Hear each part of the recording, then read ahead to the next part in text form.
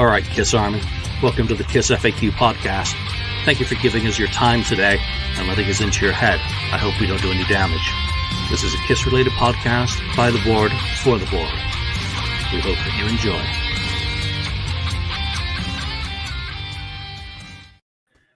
Hello, everyone, and welcome to the KissFAQ podcast. I am Ken. I'm your host today, and I am joined by Marcus Almighty on the board. We're hoping that Lonnie will make it. He may or may not for this, but I don't know. And I don't think Julian's going to do. He's probably sleeping. He's probably asleep by now. It's already midnight over there. Middle of night for him because he's out of the country right now. Yeah. And also, I'm just going to mention the bottom episode says episode 547. It's all about Ken. No, it's not all about me. This is about Kiss versus 70's edition. We've done a couple of them, 2 parts, 1 part, 2 part. I think we've even done maybe one of the 80's edition. But this is part 3 of the 70's, so we're going to be tackling the solo albums today. So we're not going to be deep diving into your life and finding out about all your high school adventures and all kinds of stuff. Yeah, you don't want to hear about that. So it's not all about me. So hey, welcome guys, everyone that's showed up. We got Ronnie, Jamie, Bill Phelps, Austin, Thomas, Tim Cobb. Greetings, everybody. Yeah, thank you for coming. If we missed anybody, sorry, but people are still filing in slowly. So. Filing in. So, first of all, I think just a quick question: do you have any new Kiss stuff? Oh, do I have any new Kiss stuff? Yeah, no, I don't have any new Kiss stuff. Because I just didn't get any of the new stuff. Like I said before, that the latest thing that came out was like $10 million, the box sets. So I didn't buy any of that stuff. So destroy your box set, yeah. And now the good news is now that I've gotten through, because I have a little system here at home where I pay off my bills by the second week of the month, all of them, because I have it all. I'm really old school. I have like a little, do a tang folder with all these pages where I write out all my bills each month. And as I paid them off, I scratch it off. Right, and so now I'm right at the end. So I have like 2 bills left to pay. And when I'm done, then I can usually go into the FAQ and see what T-shirt can I get this month. So I haven't gotten anything yet, right? Sure, but I will eventually. So yeah. What about you? Well, yesterday I was at the mall and I stopped in one of the stores we went into, and they have a lot of T-shirts and stuff, and I always check it out. Sometimes they have, Kiss T-shirts, and sure enough, they had one. I saw it. I was like, oh, that's a pretty cool one. I haven't, have that one. It's probably so. It's actually this shirt here. It's actually the, first album pictures, the four faces, and Ace and Peter down there, and so I thought, oh, that's pretty cool, and it was a lot less expensive than. Buying on Kiss Online. I don't even know if this one's on Kiss Online. It might be. It might have come out for like around the 50th anniversary since it's the first album, that had a 50th anniversary this year. So I don't know if it's part of that. But anyway, I thought, oh, this is a pretty good one. Something different. So, excuse me. That worked out all right. So let's get into some news. Let's start with you, Mark. What do you have going on? Okay, well, just for people who are following my Project Gemini stuff, I did mention the other week on my update that I'm, now promoting the new record that's going to come out, which is called Canada Stories and Legends. I dropped a first little 1-minute video to promote it. Tomorrow or either this evening, I'll be dropping the first single promotional video. And you will see the great talents of our friend Ken Keenan, who made the single album cover for that song. It will appear in the video. So thank you again, Ken, for that. And I've been also working on the 2 cover songs that I promised that I was going to do for this album. I've now have all the drums, the rhythm guitars, and I just finished the bass guitars today for both songs. So it's going very well. I will not announce yet which songs they are yet, but I'm going to say before the album comes out, I will give it a leak at least a week or two before. I'll let you guys know what it is. But yeah, it's going good, and everybody seems to be excited about it. Getting a lot of views. I mean, for a 1 minute video, in one day I got like over 100 views, like within an hour. So that was fantastic. It's getting such, hype on it already. So it's good. Austin Newland says, looking forward to. Thank you, Austin. I appreciate your support. And just one thing really quick, Ken, before we move on here. Josh Hefner says here, the new Dream Theater song and video sounds great. I did catch it. I was going home today, and on my phone on the YouTube, it popped up, new Dream Theater song, 5 hours ago. So I went and listened to it. And I'm a big Dream Theater guy. I was there at the beginning, like not, Dream and Day Night, but I was there for the Images and Words. That to me has always been, in my eyes, the first album. So I've been a fan since day one. In my eyes, that's day one. But when Mike Portnoy came back now, I was excited about it, but a little apprehensive because I wasn't sure if this is just going to be them going backwards instead of going forward. But I listened to this song. I have to say, on the first listen, I like it. It's a good song, but I'm starting to see, and I hope it's not the case. This is just, people don't throw eggs at me. This is just my opinion. But the very first listen to it, I can already kind of see the formulaic Portnoy that's in it already, because they start the song how he usually starts the songs, with the big dun, dun, dun, dun. It's the same part, and they play the same riff for like 2-3 minutes. Dun, dun, dun. Really? Yeah, so that's how they always do. Nightmare to Remember, it starts like that. Count of Tuscany starts like that. So they have a certain formula that they've kind of done, but it's a good song. It sounds good, and most importantly, I think James LaBrie sounds really good on it. He's singing really good. So I have high hopes. I think it's going to be a good album. Okay, cool. Yeah, I'll probably check it out. Yeah, I like some of their stuff, so that's cool. It's a 10-minute single, too. Oh, yeah. There you go. Yeah. Okay, so some news. Well, this is not news necessarily. There was no Sonic Boom anniversary merch on October 6th, which was the release date, even around it or before or after. Nothing. It's just like they just mention it that the album came out, back in 2009. But that was it. So it's kind of disappointing, since you can't get vinyl anywhere for that.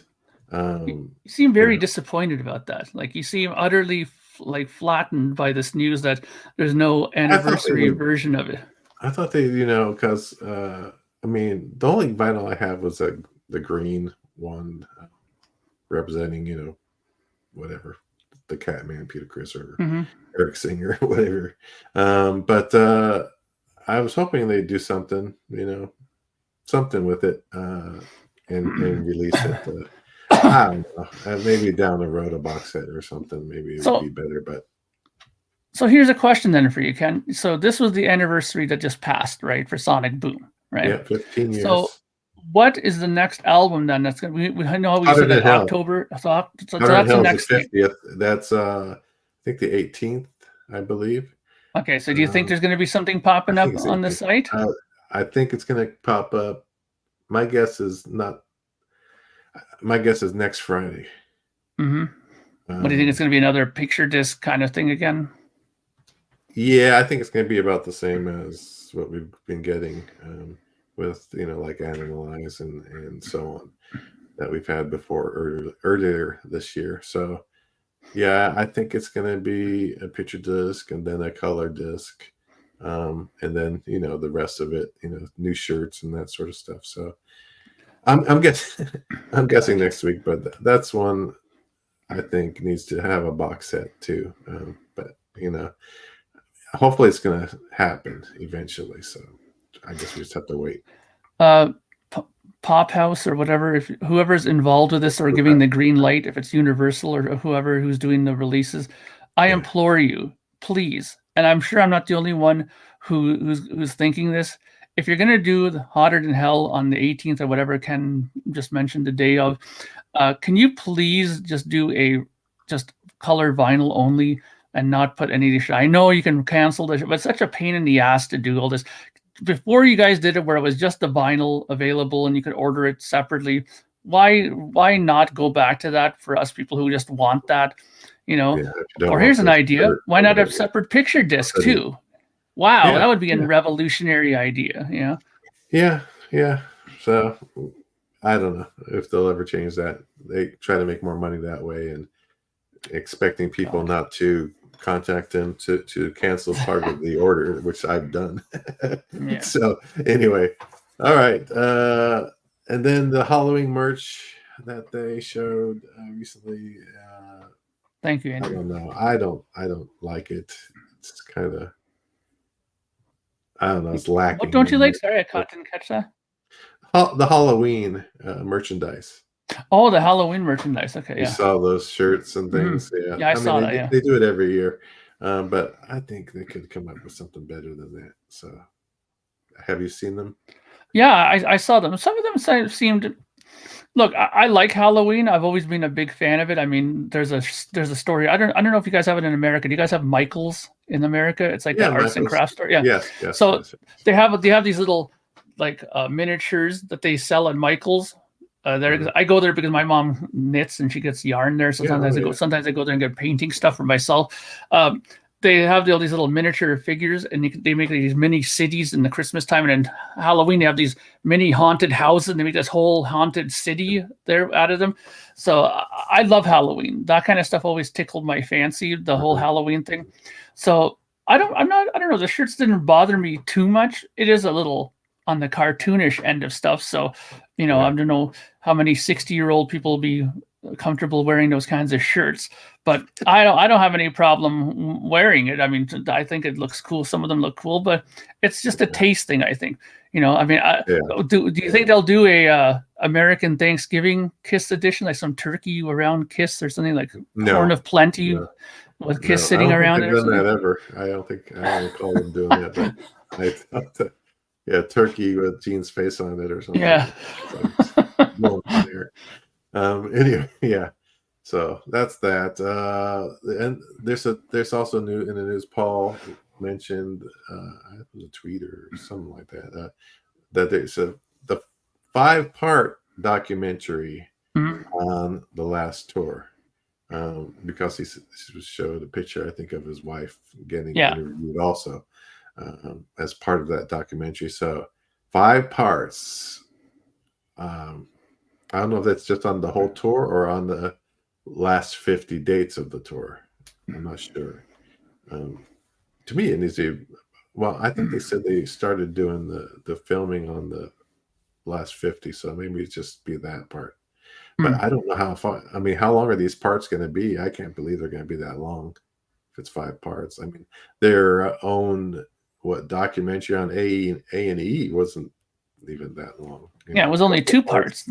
2 parts, and I think it was like maybe an hour and a half each part. I can't see this going that length, but I don't know. So, what did they say where they're going to be showing this? Is this going to be like an A&E thing, or what is it? That I didn't notice anything about where. I'm guessing Netflix. Okay. Guessing, but I could be wrong. It could be, like you said, A&E or Hulu or something like that, or you never know. It could be anything. Yeah. So anyway, that's the news on that. All right. I will skip the last thing I had because it's not that. It's just a question.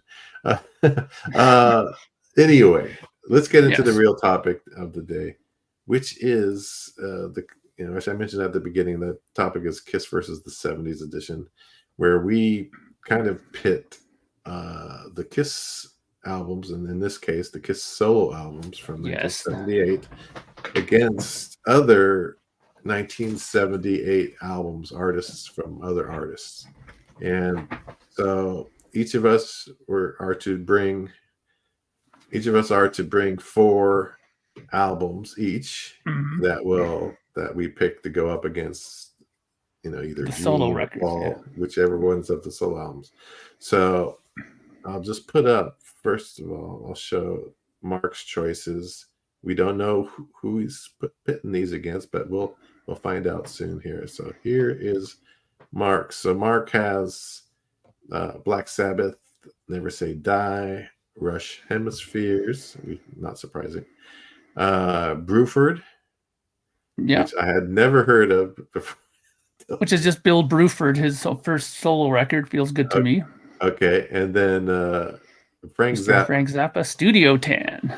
Studio 10. So that's interesting. So that's his. So that's interesting. And mine are from 1978 are the Boston Don't Look Back album, second album. Ted Nugent, Weekend Warriors, Sweet, Level Headed, and Rod Stewart, Blondes Have More Fun. Do they? Anyway, so those are the albums. So now we're going to find out what we're going to do. It's too bad Lonnie isn't here because he would probably have some interesting comments about some of the stuff. But let's see here. Let's start with the album. Which Kiss solo album do you want to start with, Mark? And then we can pick. Okay.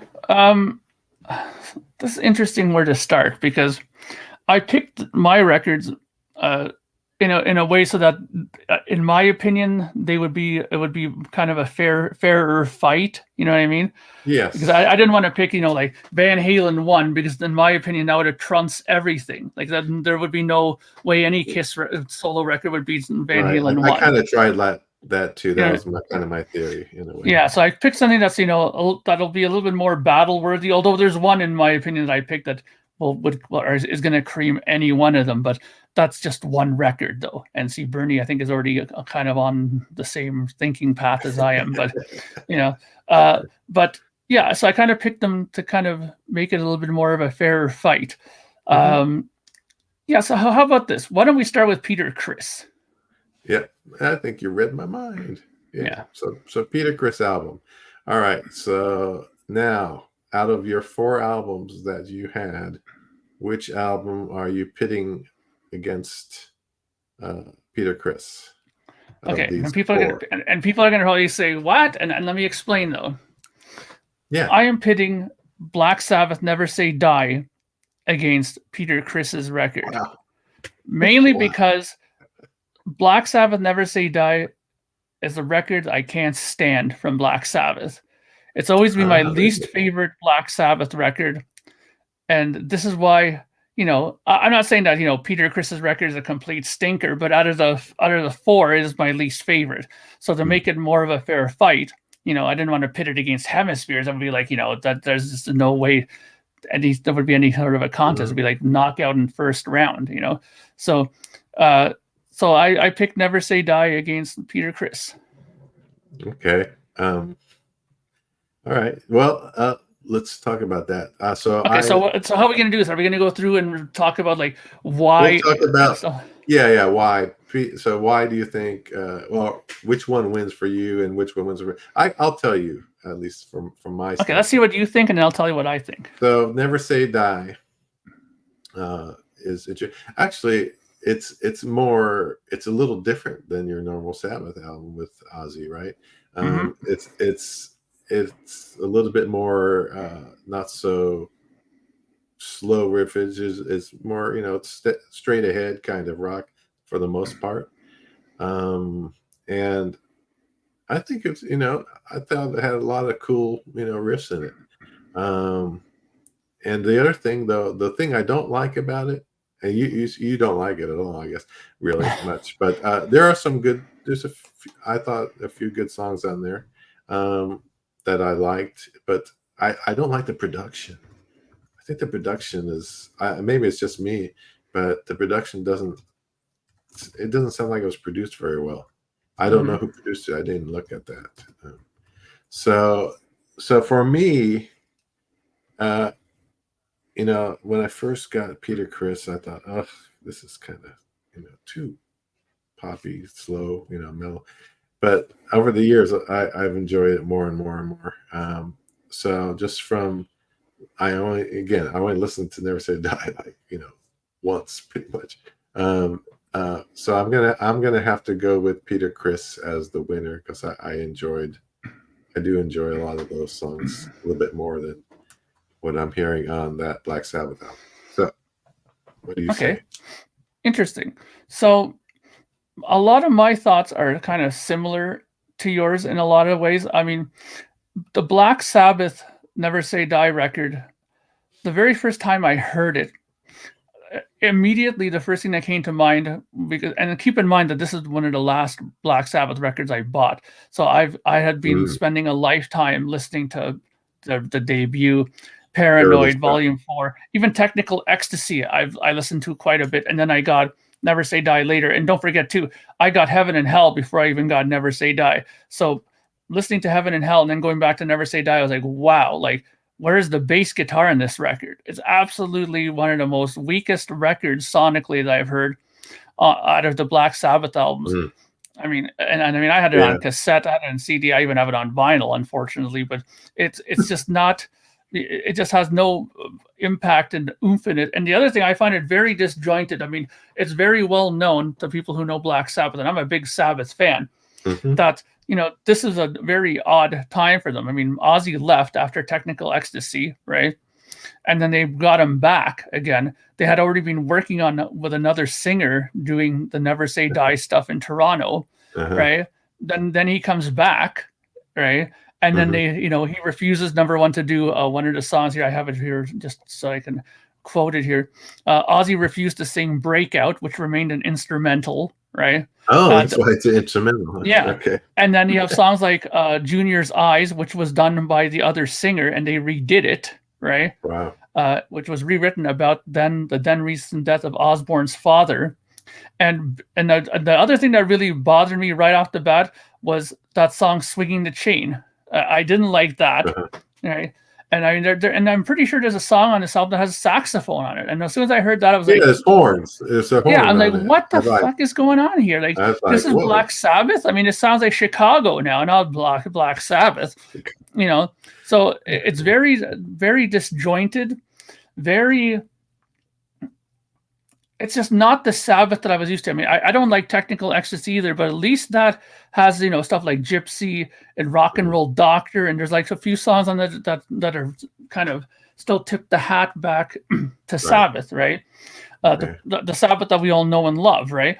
But man, I just found it very disjointed. And for me to say that I'm going to pick Peter Criss over this, there's one main reason why I think that Peter Criss wins in this combat, is because the Peter Criss album, it all makes sense. It flows perfectly. It's his, you know, love letter to the music that he grew up with, the soul sort of, you know, R&B tinge stuff that he's done or that he's loved. He wanted to do it, and, you know, Kiss would obviously never do that kind of stuff on a record with him, you know. So he had his moment, and he went and recorded the songs that he loves and wanted to do, the style of music, more or less. And at least when you listen to it from beginning to end, there's nothing that kind of once you've gotten past the fact that this is how it's going to be, that he's going to be doing this sort of a record, then everything sort of makes sense and flows. You know, he had a decent producer with him at the time, right? Vinnie Poncia. You know, he made the record tie together nicely. And so I think that's one thing that has very much strongly going for it, as opposed to Never Say Die, which to me just seems like, you know, just they didn't know, you know, where their head and their ass was at that point. It was just all over the place at that time. And they were in Toronto. They hated being in Toronto in the wintertime. I don't blame them, because winter in Toronto is pretty brutal sometimes, right? So their headspace wasn't in a good spot. And, you know, and Peter, you know, he had a good band around him, a good session players and stuff like that. And, you know, that it's not, I know for a fact that it's not very many Kiss people's favorite records, for maybe the exception of Andrew, who mentioned up here that Peter Criss 78 is one of his 2 favorite albums of all time. But, you know, but that's probably why, because it's, you know, it does have some good continuity to it. It has, you know, it's a good recording too. If you listen to it on vinyl, it sounds really nice, you know, but that's the thing. The big strike against the Peter Criss record is that everybody was hoping that was going to be a bunch of songs like Black Diamond and stuff like that, where he was more rocking out, and he didn't. He played more of a bluesy R&B, you know, soul kind of record. And like I said, these are 2 of my not favorite records, so I figured that would be a more fair battle for that. And so with that said, I have to go with Peter Criss over this record. Okay. So we agree on that one. All right. Yes. All right. So my album that and you probably could guess it, going up against Peter Criss is Rod Stewart. Yeah. Yeah, it's kind of obvious in a way. And I picked the Rod Stewart album because, well, same year. And the vocals, the raspy vocal, that sort of thing. And plus if you listen to this album, well, I don't know if you've listened to it, but it has the one hit, of course, which the disco kind of hit, Do You Think I'm Sexy, that one. Yeah. But the rest of it didn't, it didn't have any hit songs, and the music on it it's a lot of mellower stuff. Not so rock. It's really closer to what Peter Criss's album in style, I think, in a way. Song style, other than the one song. I think Peter's rocks more than even Rod Stewart's, which is kind of surprising. So when I picked these two albums, that's how I came up with it. So for me, on this, it's kind of difficult, but I take Peter Criss over this one. I do. I think this is kind of one of Rod Stewart's weaker efforts. I mean, I could have put Peter Criss up against, which I thought about, Bob Seger, but he probably would have lost that one. But I wanted to be more even in the style of some of this music that I was listening to on the Rod Stewart stuff. So anyway, I got to go with Peter Criss. I think it's a better album. I mean, shoot, just saying that, it makes me think, Peter Criss should have had like a hit song, and it blew Rod Stewart away. But that's the way I feel about it. So what do you think about Rod Stewart versus Peter Criss? I'll say this. I'm aware of the record, obviously.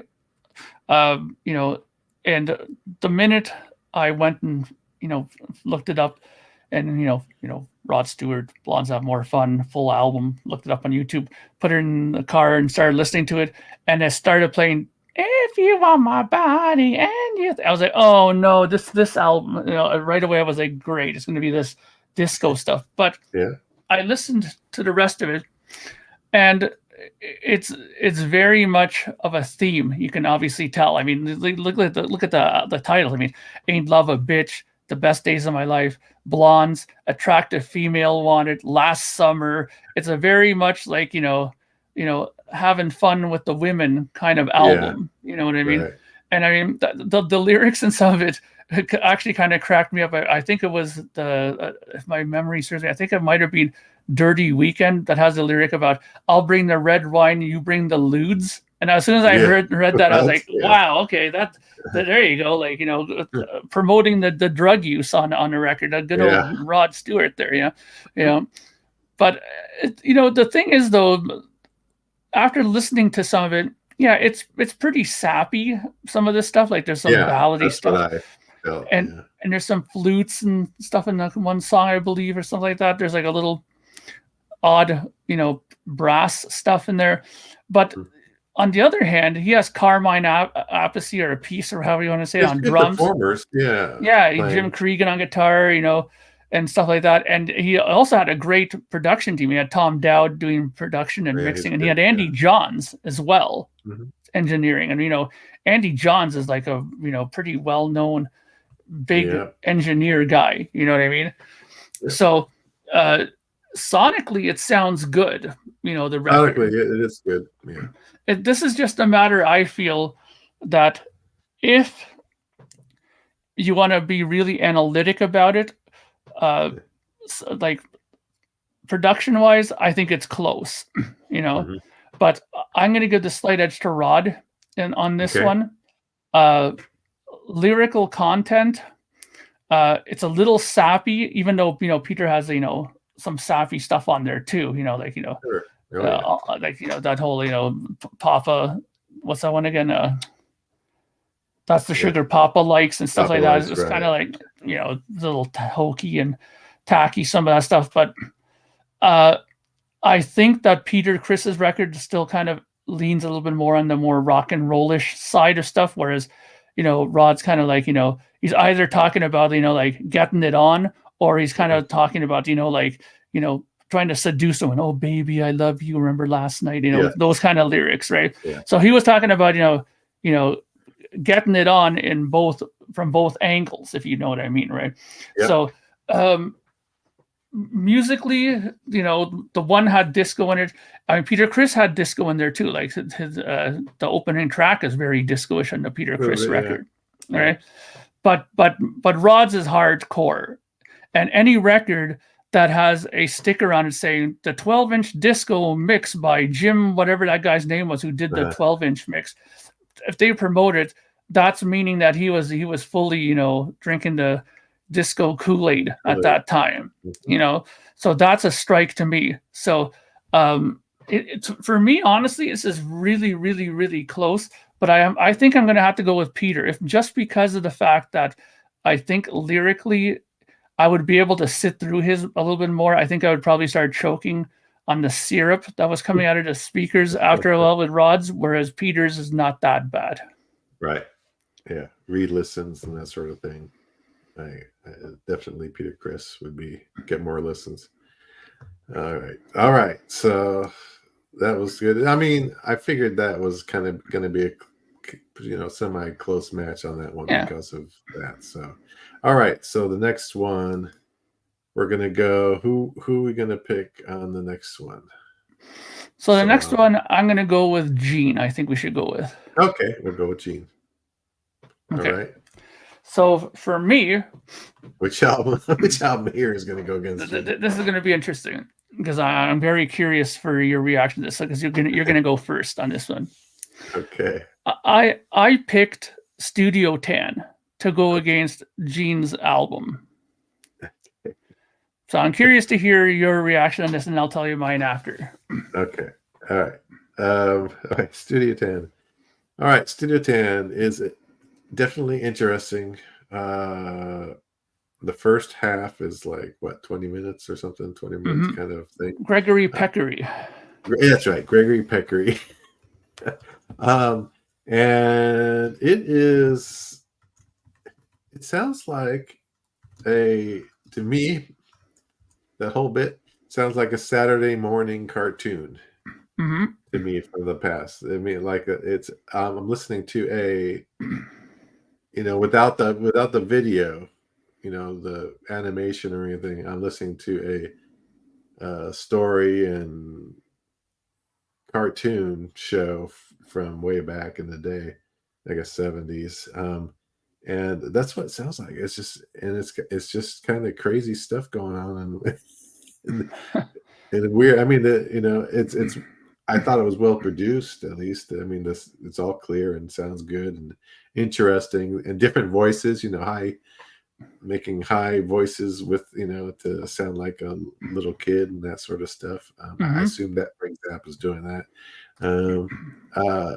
It's interesting, and it switches up to kind of weird kind of stuff. But the second half is different from that in the sense that the second half feels a lot of very jazzy to me. The way it's played out. Maybe, you know, progressive jazz kind of thing. Yeah. It was interesting. It's not something that I would, you know, go for on that. I mean, I like some jazz, but it's kind of wild, like some of his other stuff that, you know, I've heard. You know, it's okay, but then going up against Gene Simmons, which, you know, I have affinity for Gene Simmons and all that kind of stuff. Gene Simmons's album is kind of, you could say it's kind of straight, you know, crazy too, because it's all over the place. It's not consistent from beginning to end. It, you know, starts heavy and does some weird stuff, and then gets Beatlesque, and then goes back to a rocker song, and then goes back to Beatlesque. and then goes to that stuff, and then it ends with a Disney song at the end. So, I enjoy the concise kind of, verse, chorus, verse, bridge, whatever kind of thing, and that kind of style. Even though Gene's all over the place, I do like, the music that he wrote on that and how it was performed. So I have to go with Gene on this one. It's probably not surprising to you. Yeah, I mean, I would have been shocked if you would have picked Frank Zappa over Gene Simmons. Yeah. So now, how did you end up picking this? So you kind of clued into what I was thinking here, because, the Zappa is very unpredictable, right?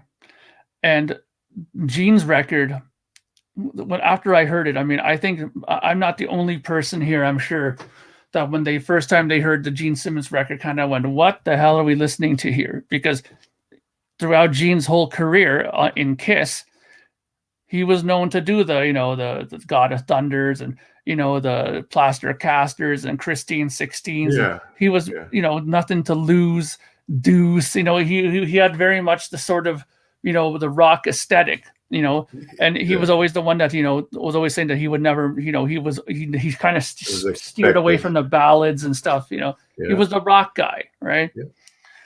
So when you get this record and you start hearing stuff, what's that song, that Beatles song? I see you tonight, like that song. It's kind of like, oh boy, this is Beatles stuff too, Tunnel of Love, or stuff like that. It was kind of like, what is going on here? It's a very kind of everything that he seemed against. He was, and it almost, when you realize that it's kind of to him like a love letter to Beatles, which is a huge influence to him, then it kind of makes sense, where he's like, oh, okay, now I know what's going on here. He's kind of, channeling his inner Paul McCartney and, John Lennon, and putting it on record here, right? So, but the thing is with me, I'm a hardcore Zappa guy, and I'll be the first guy to say that there are some amazing Zappa albums, and there are some records that are incredibly hard to get through or to comprehend. Like I've always told people when they ask me, like, what kind of record would you recommend to start with Frank Zappa? I've always said the same thing: get Apostrophe or get Overnight Sensation. They're shorter songs. They're more concise. There's still a little bit of element of, comedy to it. So it's not like you're going to be scratching your head over the lyrics. Right. Yeah. And the proof is in the pudding. I mean, Apostrophe was one of his rare gold records he actually got on an album sale. Right. So it sold well. And, that's where you should go to. I always tell people, don't get Uncle Meat. Don't get Lumpy Gravy in these records, because you're going to be like, what am I listening to here? You know what I mean? This album, and because I'm so used to the way Zappa is musically, this record didn't shock me, as much as, when somebody who's not used to Zappa will put on side one and right off the bat. Well, as soon as somebody drops into it, the first thing they hear is The Adventures of Gregory Peccary, and he starts like, Gregory Peccary is mostly seen in the northern region of, this kind of talking narrative. But the thing that I've always loved about Zappa, and I think this is going to be difficult to argue, even for most people who are musically inclined, is that you can't be bored listening to some of the Zappa stuff. I mean, some of the music is technically so diverse. Like if you listen to the music on itself, like they listen to some of those passages like that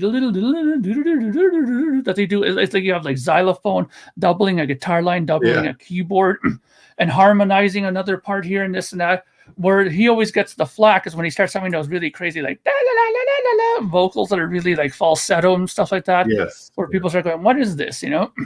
So, but he really walks the line on this record with jazz, rock, prog, like, psychedelia in some spots. Like he does really odd stuff in there. And really, this is a record where the 21 minutes for me kind of goes by quickly, because if you listen to it, especially on headphones, there's a lot of stuff going on. left and right. You hear all kinds of things in there. And I mean, if you look at who's on the record playing with them, it's unbelievable. I mean, George Duke is on keyboards. Eddie Jobson is playing keyboards. You know, you have Chester Thompson, you know, from Genesis on drums, you know, same with Paul Humphrey. And you have Don Brewer from, you know, Grand Funk Railroad, who's doing bongos on one of the songs, you know. You know, you got Ruth Underwood, who's a fantastic percussionist, xylophone, marimba, you know, random drums and stuff like that. I mean, the amount of people that are on here providing stuff. There's violins, cellos, percussion, you know, tambourine, trumpet, trombone, you know, the oboe, flute, you know. It's an album that's filled top to bottom with instrumentation.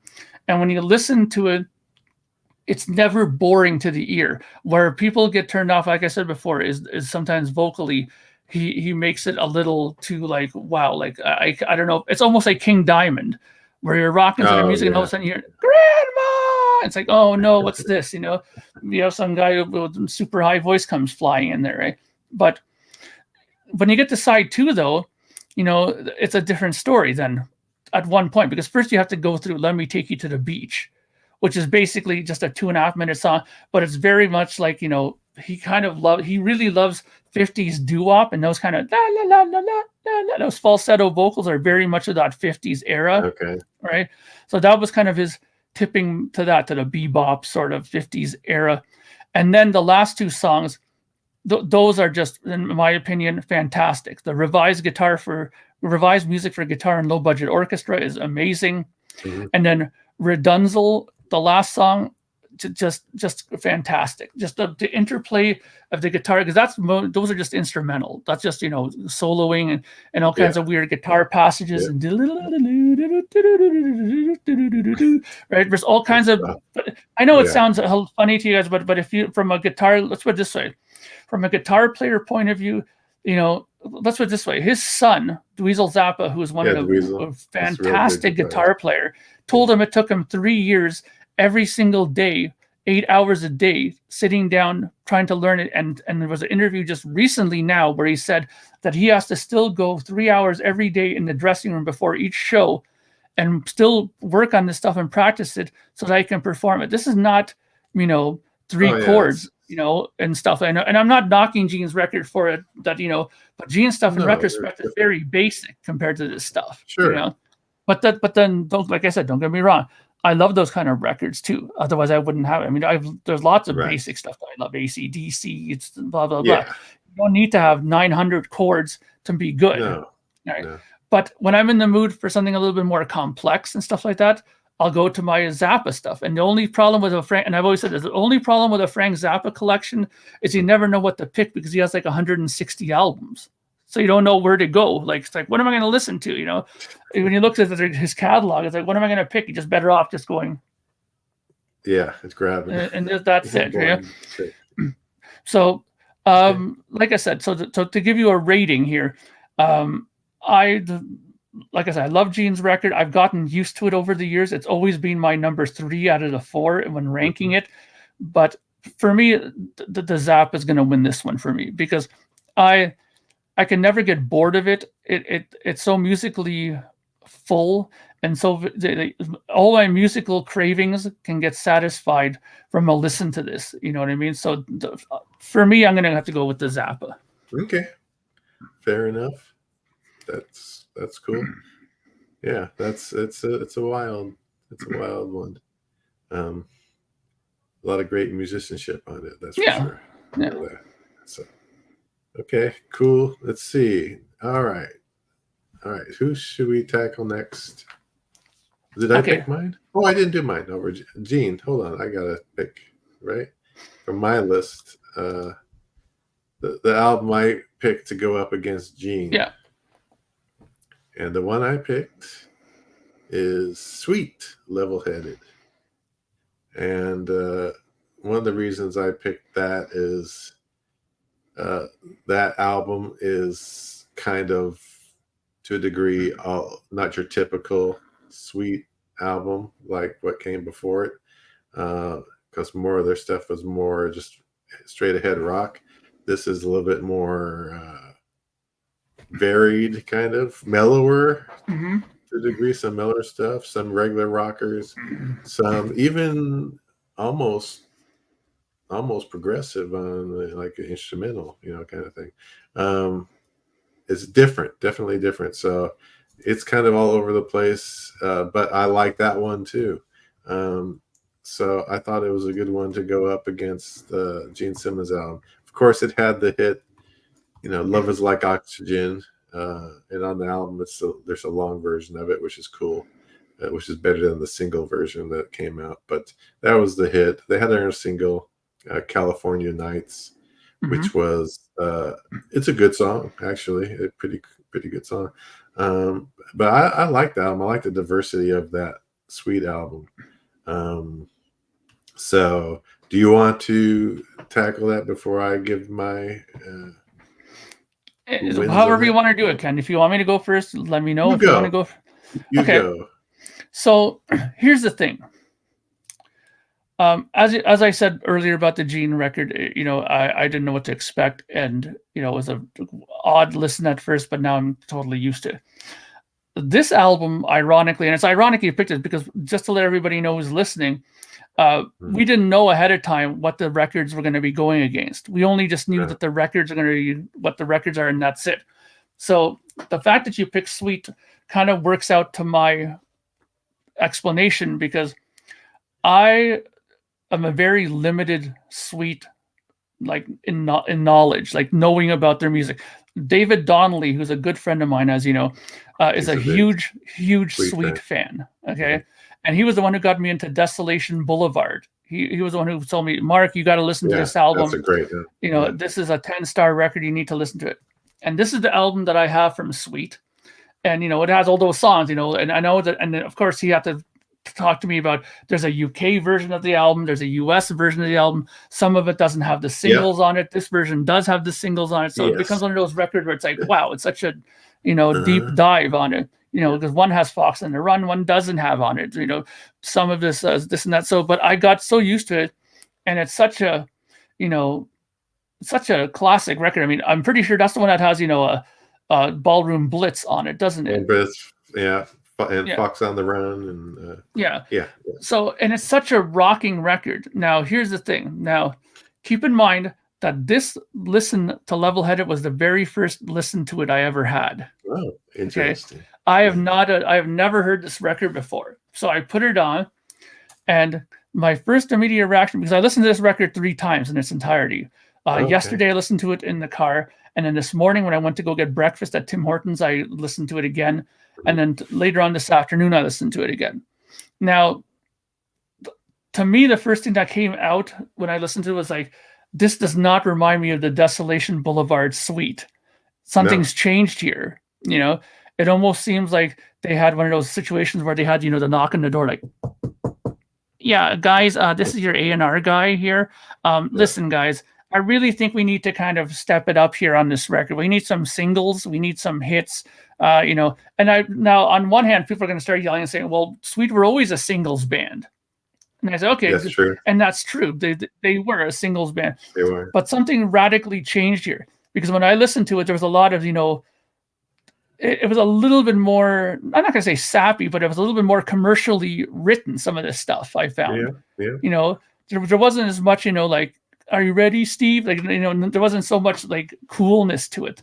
That it kind of disappeared a bit, and it just became a little bit more adult oriented a bit to me. Yeah. This album, like Anthem number 1, Lady of the Lake, and Lady of the Lake is and stuff like that. Like, Strong Love and stuff. Even Dream On. I mean, they opened the album with sort of a softer song, and so.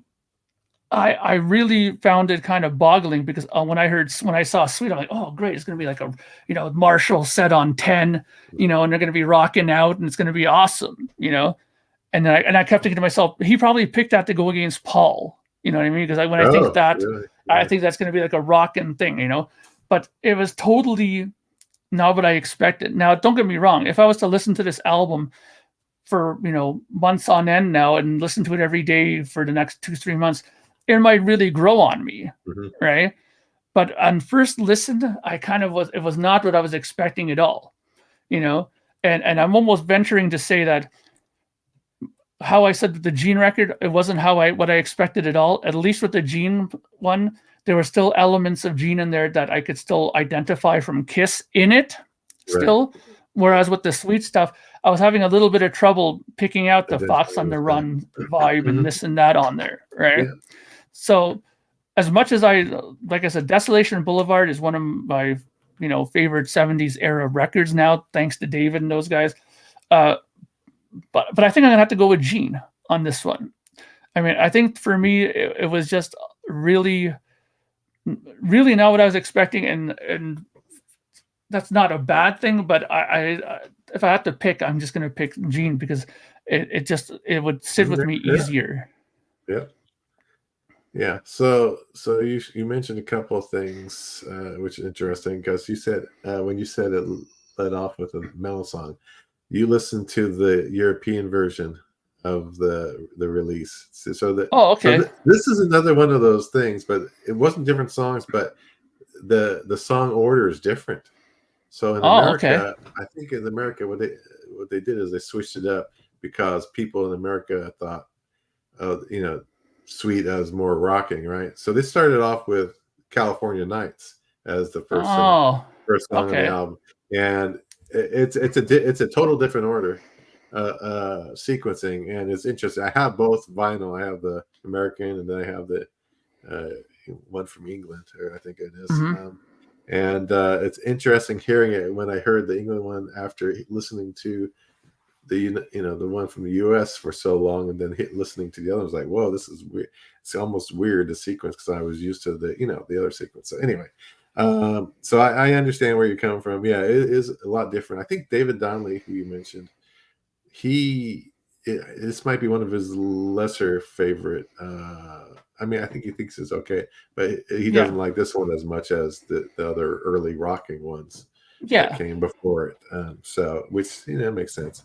But I like it because I always liked that kind of stuff, even mellower stuff sometimes. So it was my first Sweet album I bought. I bought it when I heard Love Is Like Oxygen on the radio. And when I first heard Love Is Like Oxygen, I thought it was, is this ELO? It sounds like ELO, which it does sound a lot like ELO, that song. So which I I like ELO. So I thought, okay, I'll get it. And it says, it's by Sweet. I'm like, what? It's so sweet. And then I realized later on, like, oh, wait a minute. I liked hearing those songs like Fox on the Run and Ballroom, on the radio, Little Willie. I remember, that kind of stuff on the radio. I thought, oh, this is the same band?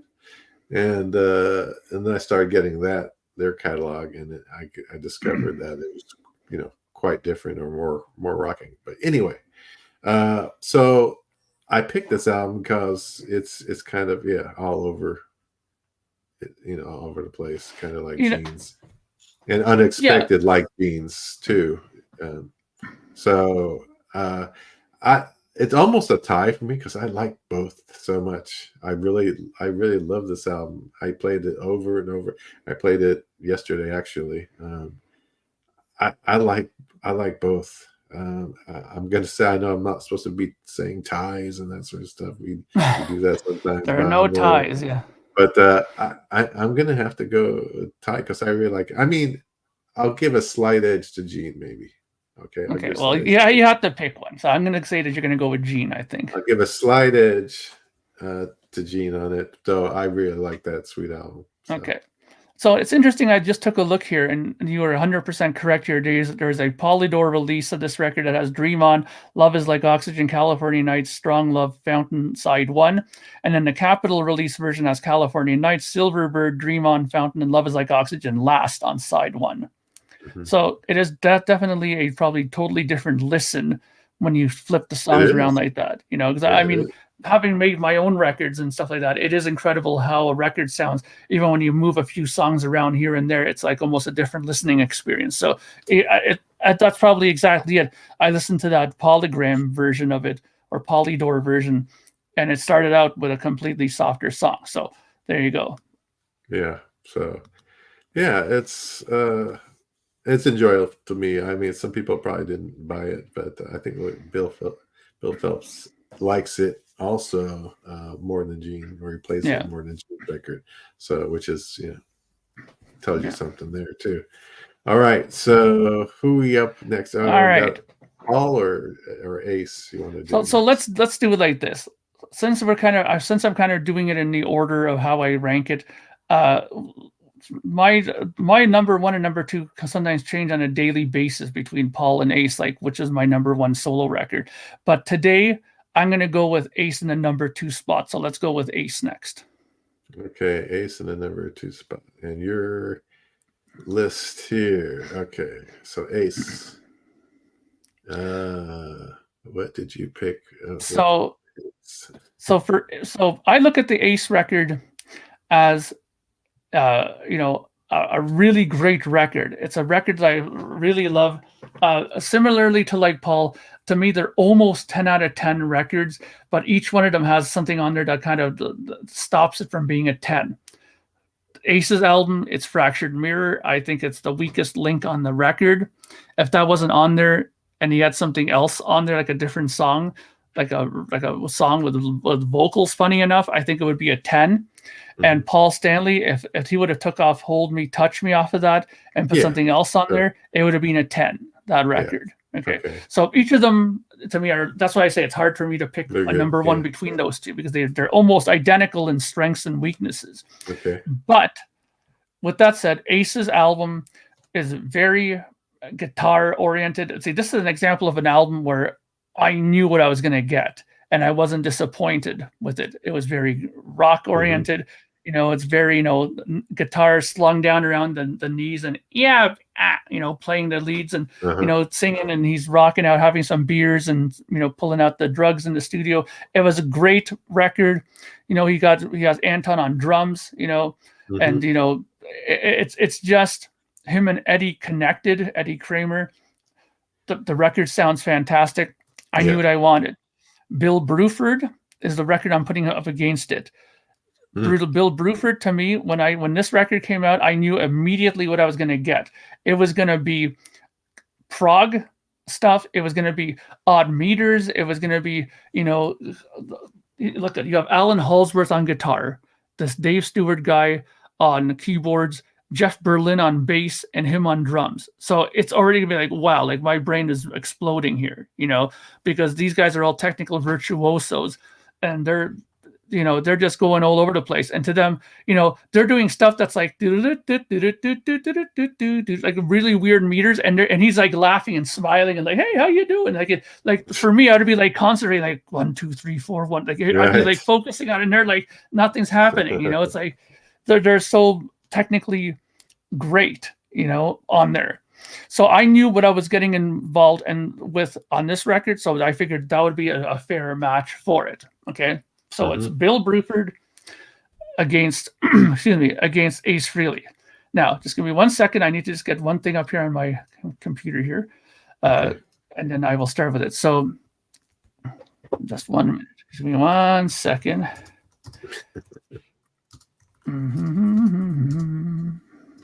I just need to refer to one or two things here. Okay, so this album is basically every progressive rock guy's wet dream, pretty much. Okay, really? Like I said, I mean, you have Alan Halsworth, is one of the premier prog jazz fusion guitar players.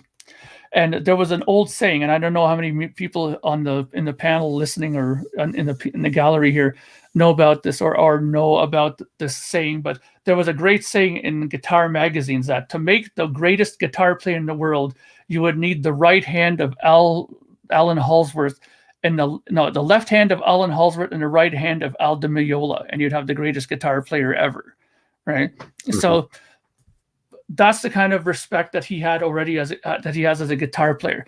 Bill Bruford has been known to be one of the best drummers in the world. I mean, people thought that he was insane when he left Yes, right after Close to the Edge. But why he did it is so progressive. He's already thought that he could do what he all he could do with Yes, what he could envision. Like, he doesn't imagine what else he could have done with Yes, so he went to King Crimson, which is completely different sort of prog. They were a bit more modern. They were trying new things, weirder sounds, more shorter songs, so it was a bit different. So he wanted to broaden his knowledge. So what do? You go to something that you're not, familiar with, and you learn, Like, I mean, you listen to those records that he did in the 80s, like the Discipline and Beat and those records, he used electronic stuff and acoustic stuff. Robert Fripp was telling him to use as little cymbals as possible. So he only had like a ride cymbal and a hi-hat and one crash. And even then he was like, don't use that stuff so much. I want to have as little cymbals. So you have to, as a drummer, you have to figure out, how am I going to fucking play this kit now if I don't have use of these other things, So all this stuff was a growing thing. And when we get to Bruford here, he's already putting these things into into his playing, right? So the songs on this record to me are just, for me, they're easy listens. Bells Above is really good. Yeah. Feels Good to Me is a great song. Springtime in Siberia is really cool. There's lots of like Sample and Hold, for example, is a really great song. And there was a record that came out called Bill Bruford Goes to College. It's a live album. And they play a lot of these songs on there.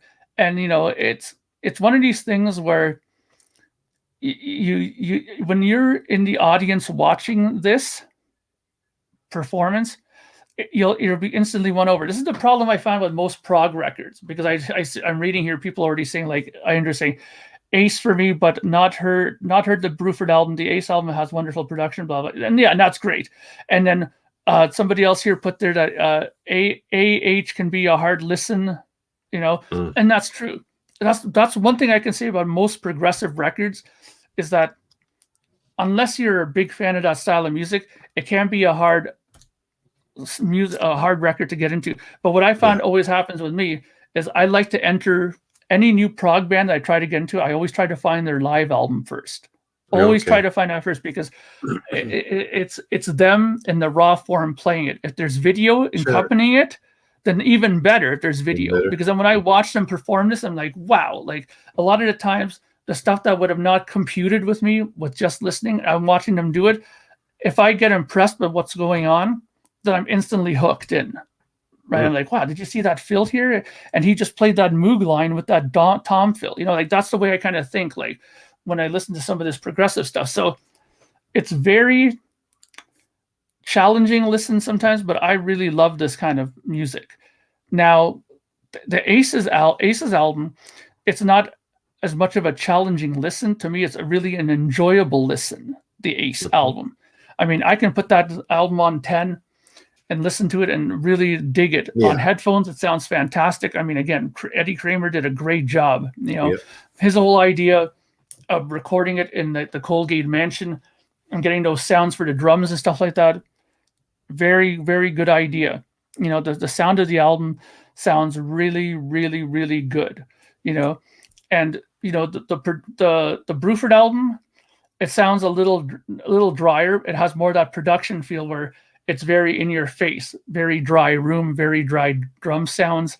Whereas Ace's stuff has a little bit more space to it, a little bit more lively sounding, right? But again, to me, both these albums have one thing in common in there, and that is that I find them both enjoyable listens. Now, for some people out there, they would say, I can't listen to Bruford, it's not enjoyable. And that's fine. I understand, because if you're not into that sort of prog, like, like stuff like Mahavishnu Orchestra, or, stuff like, I keep forgetting that drummer's name, but he has an album called Spectrum or something. Billy Cobham, that's it. If you don't like that kind of, jazz fusion stuff, or even Alan Halsworth albums and stuff like that, or Al Di Meola, if you don't like that kind of stuff, then this is not going to be an album for you to listen to. All right. I mean, Yes, in retrospect, is pretty much like, very tame prog in some aspects to some of the stuff that you'll hear there, right? So I find it enjoyable. Now, which one I would pick, to win this contest? I'm gonna pick Ace, and I'll tell you why. I'm gonna pick Ace because sometimes I find that I'm not in the mood to be like overwhelmed by some of these runs and the flourishes and all the stuff that happens, and all of a sudden I'm in 7/4 and I'm in 4/4 and I'm in 6/4 and then I'm back in Yeah. 6/8, and it's like sometimes it becomes too much, right? Yeah. Whereas, if I'm in the mood for it, I'll be like loving it. I'll be like counting it out, like, yeah, it's 1, 2, 3, 4, 5. There's a 6/8. There's a, and I'm loving it. But with the Ace, I don't need to worry about that. I can just sit there, listen to it, and it's all 4/4. It's just loud rock and guitars, some great drumming by Anton. Ace's, simplistic vocals, but I love it. He has a great voice on his record, and like I said, it sounds good. And for me, that's a really big thing. Being a guy who makes his own records and always tries to make the best produced record I can make, sound is important to me, and Ace's album sounds great. I think it sounds better than Bill Bruford's album. And again, the problem here is that for Bill stuff, as much as I love it, and I think it's a 9 out of 10 record, I have to sometimes be in the right frame of mind to listen to it. Whereas with Ace's, 9 times out of 10, if you pull that record out and listen to it, I'd have no problem listening to it. So that's why Ace wins. Okay. Yeah. So, So this the album. First time I heard it, I didn't realize he was like played with Yes and Genesis and Crimson's or something. And King Crimson he played in. Right. So I didn't even realize that, but I felt this album was very jazzy, like you said, jazz fusion kind of stuff, and I like more of a structured jazz, I guess you could say. What I'm talking about. What do they call that? Bebop or jazz or I can't remember. Yeah, I know what you're saying. Yeah. But anyway, but it was good. It was obviously very interesting. Some of it reminded me of like there's some early like ELP traits to it, which I like some of that stuff too. But it was maybe beyond that, actually, right? So, I thought it was pretty good, jazzy again. But you have to be in the mood to listen to it, like you said. Sometimes you just can't put that kind of stuff on. Where Ace is more as accessible, kind of straight ahead rock and hard rock or whatever. So just for me, based on my taste, though, I thought it was interesting. At least there was a lot of it's actually some cool stuff on the album. But I have to go. I'm gonna have to go with Ace, just because that's so ingrained, and plus it's the thing I like more in style over the other one. So that's why I have to go with on that. Yeah, that makes total sense. Yeah. All right. So the one I picked for to go up against Ace. All right. I think I know, but I'm going to let you here say it. I picked Ted Nugent. Yeah, Weekend Warriors. So that album is pretty straight ahead Ted kind of album. Some of the vocals, it was a new vocalist on that one, I think, or was it still the same? I can't remember now. But and then some of his own vocals towards the later part of the album, I believe. So, which are on there. And Ted's not the best vocalist in the world. I think I almost say Ace is better vocalist than Ted. I think that's right. Which is, I don't know what that's saying, but I think the music to a degree is straight ahead rock and stuff, but I think Ace is a more catchy kind of music. There is one song on the Ted Nugent album, I can't remember the name of it now, but it has the beginning of it. It's a long song. Beginning of it almost sounds like Fractured Mirror, kind of that type of music. Yeah. Before it kicks in, you know what I'm talking about, I think. Yeah. It kicks into it. Anyway, I can't remember the name of it right now, but it's it's a cool song, but it's different. But it just reminded me of that to a degree. I just think the Ace album again, just like the prior matchup. I think the Ace album is just more enjoyable listen. Though I think Ted's playing, his guitar playing is more, I won't say better, but different in the sense that he's not trying to make a memorable solo, as he has extended solos. Mm-hmm. He can play the extended solo and at just a great pace and cool sounding solos. Where Ace is more structured, shorter, fit the song, make it catchy, and then you're out. Where Ted's is more flowing, and I think a little bit feels more whatever. I don't know what the word is, but fits it. Mm-hmm. The style. So anyway, production wise, I think the Ace albums produced better. I think Tom Werman produced the Nugent one, but I don't think that's one of his better produced ones. Usually does pretty good, but I think it wasn't as good as some of his others. So for me, I'm just gonna get it over with. I'm gonna say I go with Ace over the Ted Nugent. But but the Ted Nugent album is a pretty good album. It's a pretty good album. Otherwise, it's not bad. It's not a bad album at all. But I think Ace is definitely more enjoyable for me. Okay, you can go. Interesting. Okay, so let's put it this way. Yeah. Ted Nugent is somebody who is obviously not unfamiliar to me. My sister, who's been referenced dozens of times on this show and on other podcasts that I do, my older sister, she was a big Nugent fan. She had a lot of these albums like Double Gonzo, Live Gonzo, and this, and these ones. And I can remember these album covers like vividly on there. And she was a big listener of this stuff, which is strange because I don't know too many girls are into Nugent, to be honest. But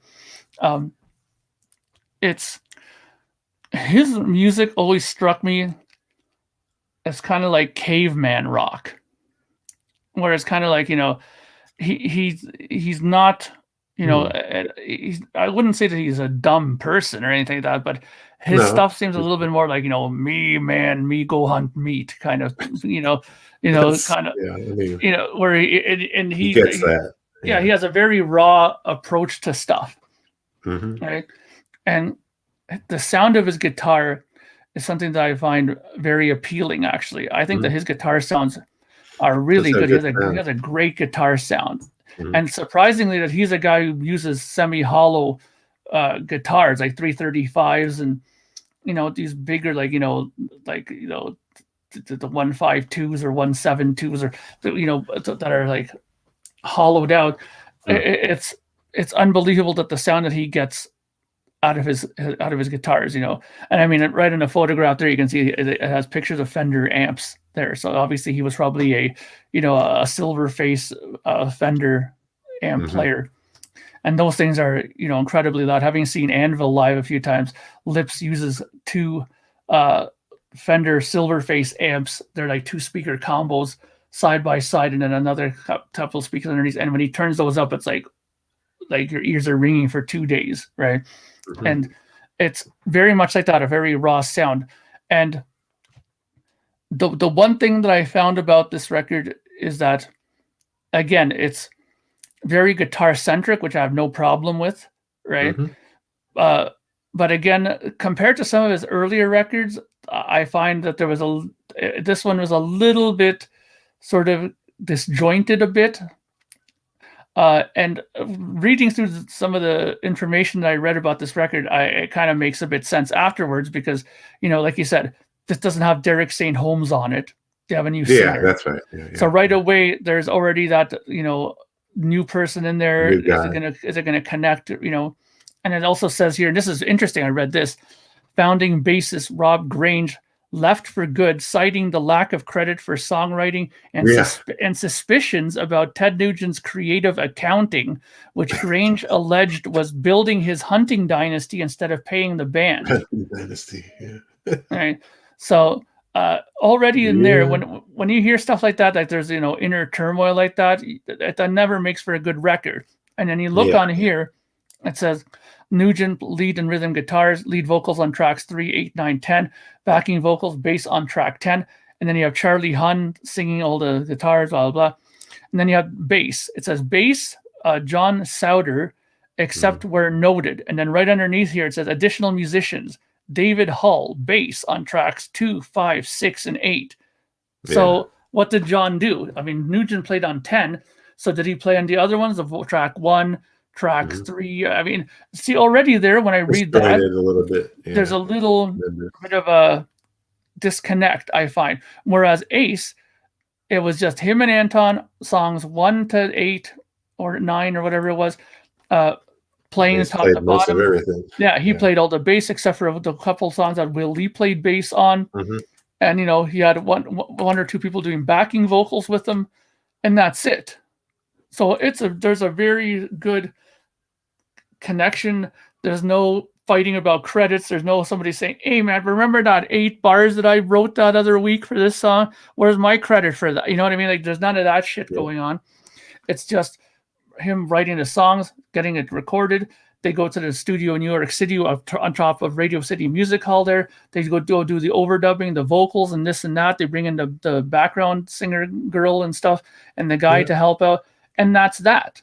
That's why that album is so strong, because the less people in the kitchen to fuck up the stew, the better, right? So, and it just ended up being a better record overall. I think the Nugent record is good. There's some songs on here that I liked immediately. Like I liked One Woman, I thought was pretty good. Venom Soup was pretty good, and the interesting thing in here for all you Pantera people out there, there's a song, and because we all know that Dimebag Darrell was a huge Ted Nugent fan. I mean, he would throw in Cat Scratch Fever in the middle of a Pantera song out of nowhere, So, and on the third Pantera record, well, the third major label Pantera, Far Beyond Driven, there's a song on there called Good Friends and a Bottle of Pills. And on here, there's a song called Good Friends and a Bottle of Wine. So you can see where they got that from for the Pantera thing. Obviously, it's a tip of the hat to Nugent, their version of it, right? I'm going to go, obviously, with Ace as well, right? Yeah. So. Yeah, that makes sense. I figured, well, I didn't know what you'd do for sure, but I thought it'd still be Ace would probably still win over this. I mean, not his best album, but it's a good album. Yeah, I mean, well, let's put it this way. Everybody, whenever they talk about Ace, they always say, like whenever you hear a ranking of Ace Frehley records, everybody always says the same thing. Don't include the 78 because it's going to be number 1. Rank the solo records without the 78. Rank the Ace albums, right? Because that's already known that's his top of the hill. He'll never beat that ever. I don't care how many times he said, "This my new record, this one here, it's going to be better than 70." No, he's never going to do a better record than that ever. Never. All right. Never. So so that's that. And you don't hear people saying that about the Nugent one. Like, this is his best album ever. No, that's not. Okay. So now we're down to obviously Paul. So we obviously know that what you picked up to go against Paul is Rush Hemispheres. Yes. Great album. Yes. Yeah. So do you want to go first, or do you want? Sure, I'll go. I'll go through it first, and then we'll let you have your piece in there. So Paul Stanley, his album is one that I've always thoroughly loved. It's the most Kiss sounding, as everybody kind of says. And the thing that I've always found shocking about it is, after reading and all the numerous podcasts that we've done about the solo records, Glicksman got the heave ho during the making of it for production, and it was really Paul that did the album overall. And apparently I think it was side 1 or one of the sides, it was pretty much just the demos version, and they just like just overdubbed on top of it, because Paul loved how those versions turned out, that he didn't even think that other versions were better. So he used some of those ones. Basically, what I'm trying to get at is Paul, his writing and his instincts on this album were perfect. He got his guitar sound on the opening track, You Belong to Me. Yeah. That Marshall sound, that is probably one of the best Marshall guitar sounds I've ever heard in my life. Yeah. Okay. And I love the way he does his clean guitar stuff with the clean electric and the 12 string in there as well. I love that sort of doubling and that production sort of mentality to do that. The guitar tones in here are top shelf. Bob Kulick's guitar leads on here are really good. Oh, yeah. The drummers, there's one drummer on side A, there's one drummer on side B. Both of them, fantastic job. The bass player, great. Musically, it's a near 10. Mm-hmm. Okay, his singing is good. And don't forget, we have Carmine on a song on here. Yeah. Together as one. Like, what a great song that is. Okay, and it's great. I mean, I have no problems with that album, and it's a record that I can listen to every day of the week. But this is Rush we're talking about now. Okay, now Rush, to me, and I've said this before, in the musical hill of music in general, Rush is up here and everybody else is under here, in my view. Okay. Yeah. Maybe it's because I'm Canadian. Maybe it's because it's the very first record that I ever stumbled upon when I was very young in my sister's room, turned on her record player and listened to Exit Stage Left, and it completely, it was like getting hit over the head with a grenade, wow, what is this, and life changed for me right there when I heard Exit Stage Left. So Rush is extremely influential for me, and anybody who I know that are Rush fans, especially the old guard people who say that Rush were terrible after Moving Pictures, which is absolutely incorrect. But those people will always say that Hemispheres is probably one of their best records of all time. Right now, it most likely has probably some of their best recorded works ever. They will say themselves, and see, I don't need to look at no wiki or nothing for this. I've spent my whole life with Rush, so I know everything I need is here. Okay, so this album was a hard record for them, very hard. They did it at Advision. They didn't like the sounds of it. They recorded it at Rockfield or Advision. One of those two they recorded at. They didn't like it when they mixed it. Terry Brown was getting pissed off. He left the room. They brought it to Trident, I believe it was, mixed it, and then he was okay with it, and they got a mix done. Geddy Lee had a bitch of a time singing this album because they made a royal mistake when writing this album. They were in England, writing their songs. Basically, all they did is they pulled out two acoustic guitars, started coming up with the guitar parts. Geddy just basically listened to the part and went, da, da, da, da. Yeah, I can come up with something over this. Da, da, yeah, I can come up with something over this. And then when he had to go in the studio after it was all recorded and realized how fucking high the key was for him, he was like, oh my God, like if you listen to it, some of his highest singing the whole way is on through. here. Basically. Yeah. So he had a hell of a time singing this album, And then the last song, La Via Strangiato, they wanted to record that in one take, all 10 minutes of it, and they were not able to do it. It's a complex song. Mike Portnoy said it best. Every great drummer says, I can play YYZ, and Mike Portnoy says, yeah, you can play YYZ, but can you play La Villa Strangiato? So that's the more difficult song of them on drums, at least, and in guitar too. It's pretty tricky song. So they had to record it in separate parts. They record the first half. When that breakdown part comes, they start recording again from there, and then they record one more section and they put it all together. Terry Brown did a great job with that, and it's a great song, and they play it live. Now, this to me, this album has always been one of those records that I've said in the pantheon of prog records. You have Close to the Edge, you have In the Court of the Crimson King, Right. You have Genesis Foxtrot, and you have Rush Hemispheres in there, absolutely. And they said it themselves. This was their pinnacle peak of prog music writing for them. After this, everything changed. Permanent Waves was the next record after this. They said, fuck this, no more 20-minute long songs anymore. You know, the longest song they had on Permanent Waves was 9 minutes, which was Natural Science, right? Yeah.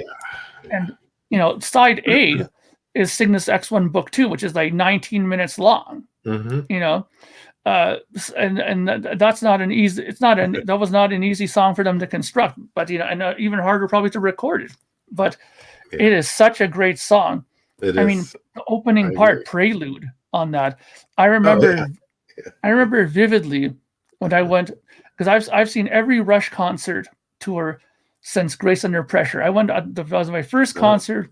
I was 11 years old. My sister took me down to Toronto. My parents were petrified that she took me with her to a Rush concert. You know, Maple Leaf Gardens full of druggies, as my mom said. You know, and I watched the show. But what I'm trying to get at is when they played Prelude, I think it was during the R30 tour. There was a part at the opening of the show where they played that. The place erupted. I mean, it was so loud I couldn't hear myself think, like how loud that was in that place, because that is like, you know, I don't know how I would compare that to. I don't know. It would be like, you know, hearing Sabbath play Black Sabbath or something, you know, something monumental, right? Just a great album and fantastic. Now, in comparison to Paul's album is great. Like I said before, I have nothing bad to say about it. But to me, it's kind of like, and I know people are going to hate me for saying this, but this is like, to me, this is like comparing, you know, a Picasso to some B-level artist painting. And to me, I mean, this you're talking about, you know, circumstances. You're talking about the trees.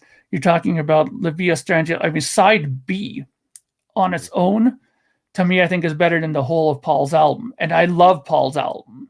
Okay. I really do.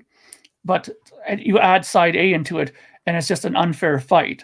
I mean, this would be like, you know, this would be like Mike Tyson at his prime fighting Joe the Milk Guy down the street. You know, it'd be over in 35 seconds, in my opinion. You know, so that's my opinion. You know, I've always been a very strong Rush guy. You know, and you know, technically, I don't want to bring up, you know, real nitpicky points. Like I can say that I've seen Rush's Hemisphere appear in many books about the greatest records ever recorded. I've never seen Paul Stanley's, but that's being, you know, very nitpicky in my opinion, because it doesn't matter what other people think, it's what you think. But if you know, I could always use that if I really was getting desperate to kind of defend Hemispheres, which I don't think I have to. I think if I know you well enough, Ken, I think that you liked Rush well enough to know that what I'm saying is complete horseshit. It's just whether you like the album better or not. That's all it boils down to. Right. So I'm going to pick, so long story short, I love both records immensely, but I have to pick Rush for me. Yeah, it's understandable. Yeah, I mean, it's a pick, really, seriously, because as far as this album, Rush... it's okay, Andrew, I understand. I got it. Yeah. What did Andrew say? Rush from 78. Yeah. The vocals of Rush. Yeah, I mean, that's the thing. Yeah. Some people don't like it or you don't, you know? Yeah. Or you don't like progressive or whatever. Yeah. But yeah, I mean, my first Rush album was, you know, Farewell to Kings. Then I bought 2112. Then I bought like Archives. You know, that's the way that's the one I got in, and I was like, they were a top band for me, you know, right up against Kiss back then. And I remember getting this album. I still remember they were playing it, and I went like at nighttime to the local record store. It was a small little record store, and they were playing music. I'm like, well, that sounds kind of like Rush, you know. And then I'm looking, it says now playing, and like, oh, it is. It's new Rush, and I immediately got it. And, and like you said, the lead off, you know, song, the instrumental, is just so cool. It's awesome. You know, you just crank that up. But the whole first side, like you said, is just fantastic. I listened to it over and over. So with Paul, to me, Paul's album is, you know, it's really equal to Ace's kind of, neck and neck kind of. But the thing about Paul, I think that's, to me, and people are going to say different things about Paul's voice, but I think that's Paul's best voice of his career. I mean, that's the Paul voice I want to hear, except for Hold Me, Touch Me. I don't know what happened there. That was just, like Odyssey, that kind of stuff. But otherwise, I think that's the vocal, the voice of Paul that I like best of all his albums. I all the Kiss albums and everything. The career, I think that's the best to me, at least. It pleases me hearing that. So, it's tough. Paul's a great. This is so difficult to pick an album because I love Hemispheres. I do. I love that so much. But just because I think I'll play or listen to Paul's album, a little more than Rush. That Rush album. I'll go with just. I mean, I love both albums anyway. It doesn't matter. But I'm just gonna go with Paul on that one. Yeah. That makes sense. I mean, you don't have to feel bad about it. I mean, I understand totally. It's tough, though. It's tough because I love that Rush album. I do, and the vocals don't bother me. Yeah, exactly. It kind of fits that. It just fits for Rush. So. Well, let's put it this way: if you were a Rush fan from back at the beginning, right, then by this point you'd be used to it. You know what I mean? This is like record 8 or whatever at this point. You know what I mean?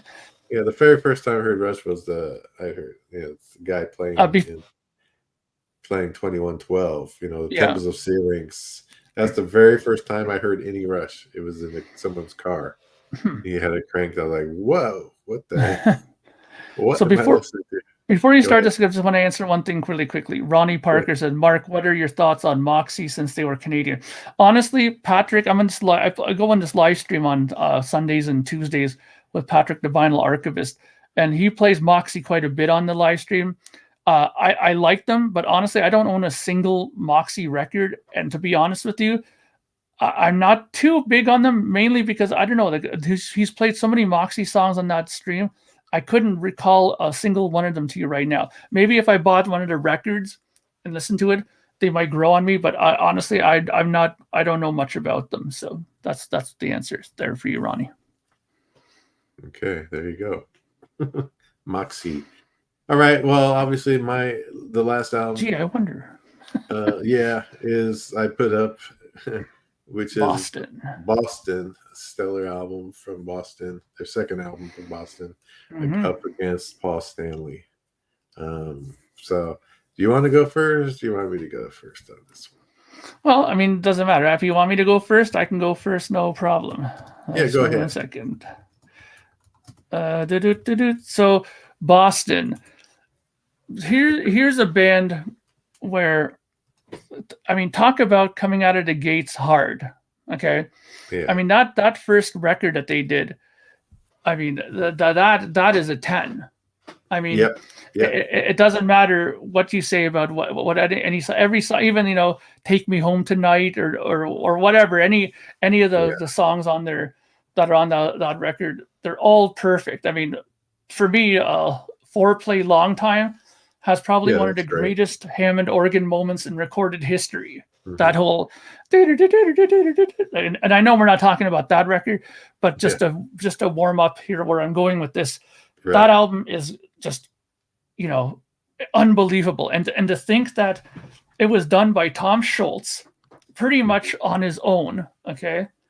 Yeah. And he took the record to the record company. And I don't remember which producer it was. I'm not sure if it was Kramer or one of these guys. It was going to be Werman, I think, and he's. There was a producer guy, a mixer guy, that they brought it to, and he goes, "I can't do anything with this. This is perfect. You should release it as is." Good, right? Right. So to say that on an opening band's record with a band that pretty much was an unknown band at the time, that's got to tell you something. Now, when this album came out, I immediately thought this is going to be fantastic, because the album cover looked very similar to the first one. You know, you had and here's an interesting thing. If you take a look at it, it's a bass. There's only 4 pegs there. Yeah. You know, so, and it's not a guitar, which is maybe a mistake on their part. But anyways, that's minor. But this album, when I first heard it, it starts off perfect. Don't Look Back. I mean, what an opening song. I mean, what a great opening riff that is. Now, from there on in, though, there was something about this record that I found a little unsettling about this, because then the next song is The Journey, which is just like 150, a minute 50 long, just like this sort of build up. And then you get into It's Easy, and then the last song on the other side is A Man I'll Never Be, which is sort of a ballady sort of rock song, right? Yeah. And then opens with side B, which is Feeling Satisfied, which is a great song. Are you feeling satisfied? That's such a great song. The harmonies in that are fantastic. You know, Party's good. You know, used to Bad News is okay. Don't Be Afraid is okay as well. But this album has one minor problem with it. Okay. And that is that, number one, it's a short album. I mean, in comparison, it's only 34 minutes. And really, if you think about it, I think it's being 34 minutes is being generous, I think. I mean, I think there's maybe a little extra second or two of dead air in between the songs, you know, there. But it sounds good. It definitely has the touch of Tom Scholz on there again. I mean, the people that are involved with the band live and on the other record, I mean, it's debatable how much the other guys run the other record, but you have Brad Delp, which you need vocals. You know, you have Sib, microphone head there on drums. You know, you got Fran on bass, and you have Barry Goodrow on slide guitar and lead guitar, and co-lead guitar and Don't Look Back, right? So you have all the right people in the right places. But like I said, from all the information that I've heard and read about this record, the record company was hot for another record. Okay, they had probably milked the first record to the point of completely dry udders at that point, you know. So they wanted another record, and Tom Scholz, as we go learn very quickly soon after, is not a guy who does stuff very quickly. Okay, this album was literally taken out of the studio. You know, that was pretty much the A&R people came in and said, "Where are the master tapes for this?" And he's like, "Well, I have some of the, you know, over here." And they were like, "Yoink!" And they took the tapes and went. You know, because they wanted a record, and he was like, "Well, I'm not," because he's complained utterly that he wasn't done, that he wanted to remix some of it, he wanted to add some stuff to it, and he said that this is an incomplete album, right? So now I'm not going to say it's terrible. It's not a terrible record. It's very good. Those songs I mentioned are great, but it doesn't. To me, it doesn't have the, you know, Foreplay Long Time. It doesn't have the Peace of Mind. It doesn't have Smokin'. Like that song in itself.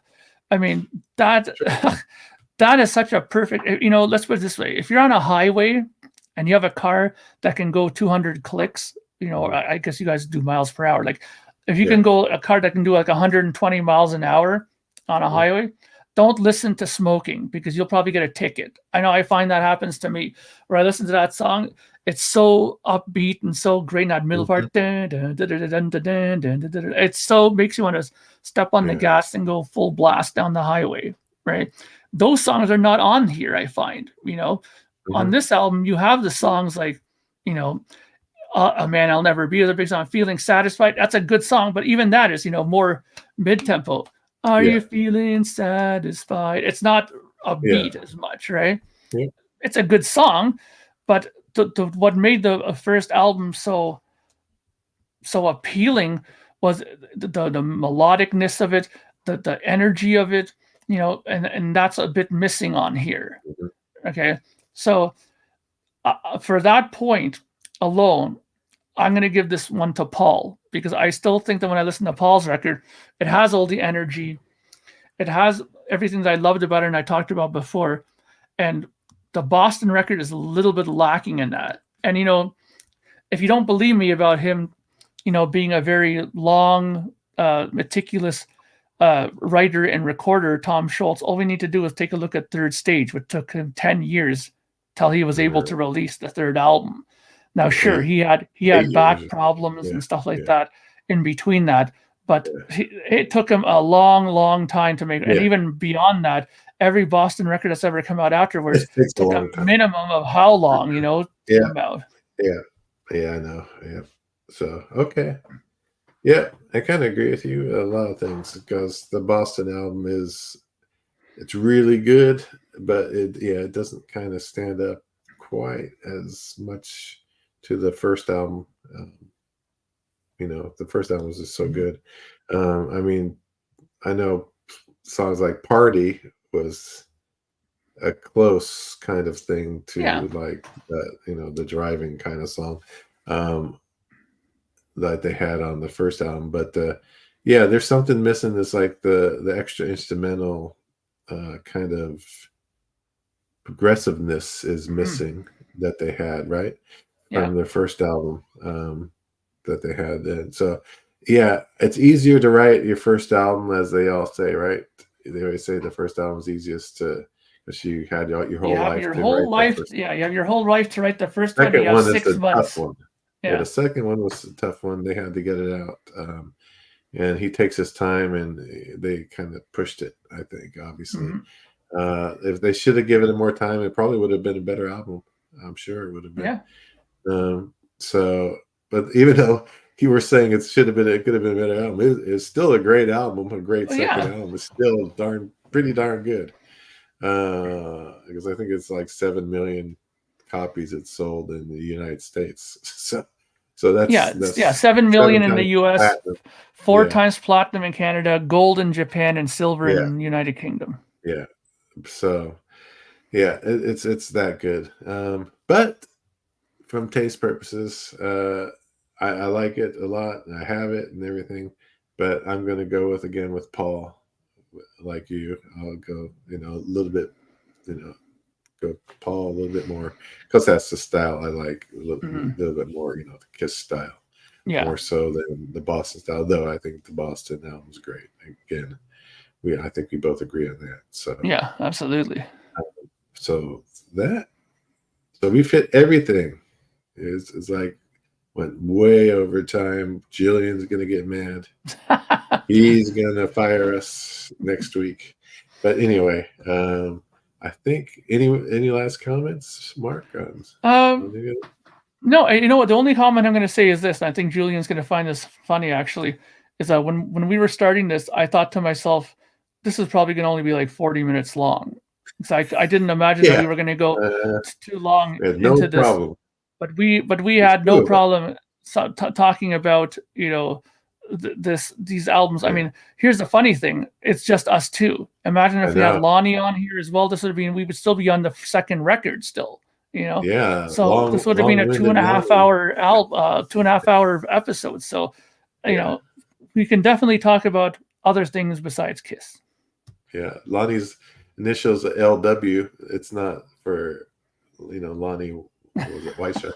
It's for long-winded. Yes. No. Just kidding, Lonnie. I know you're not long-winded. Wow. Anyway, yeah, we get a wow for that one. All right. Well, hey, all you guys that stuck around for this. Thank you for sticking around, everybody. We appreciate it and hope you enjoyed some of the talking about these solo albums against these 78 albums. There's a lot of 78 albums that were great that came out. It was hard to pick what ones to put up against those, but we picked what we picked. It would have been interesting to hear like Julian's and Lonnie's and Daniel's idea to match up against them, but unfortunately they're not here, so it's just us. So from myself and Mark, thank you again for joining us, and I'm going to try to get us out of here. Take care. Bye. Thank you for spending time listening to the KissFAQ podcast today. All sales are final. There are no refunds. If you'd like, look us up on Facebook or come over to the KissFAQ message board and discuss the topic we've broadcast today. Don't forget to rate us on iTunes, Spreaker, or wherever you've listened to the show. We hope you'll join us again.